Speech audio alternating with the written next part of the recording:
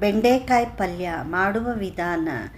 ಬೆಂಡೆಕಾಯನ್ನು ಚೆನ್ನಾಗಿ ತೊಳೆದು ಆರಿಸಿಕೊಳ್ಳಬೇಕು. ತೇವೆ ಇಲ್ಲದಂತೆ ನೋಡಿಕೊಳ್ಳಬೇಕು. ಬೆಂಡೆಕಾಯನ್ನು ಸಣ್ಣಗೆ ಹಚ್ಚಬೇಕು. ಹೆಚ್ಚಿದ ನಂತರ ಬಾಣಲೆಯಲ್ಲಿ ಎಣ್ಣೆ, ಸಾಸಿವೆ, ಕರಿಬೇವು, ಈರುಳ್ಳಿ ಹಾಕಬೇಕು. ನಂತರ ಬೆಂಡೆಕಾಯನ್ನು ಹಾಕಿ ಚೆನ್ನಾಗಿ ಫ್ರೈ ಮಾಡಬೇಕು. ಬೆಂಡೆಕಾಯಿ ಮೆತ್ತಗಾದ ನಂತರ ಅದಕ್ಕೆ ಹಸಿಮೆಣಸಿನಕಾಯಿ ಖಾರ, ಉಪ್ಪು,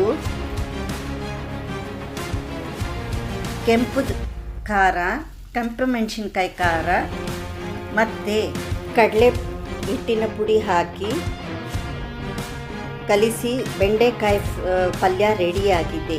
ಬಿಸಿ ಅನ್ನದ ಜೊತೆ, ಚಪಾತಿ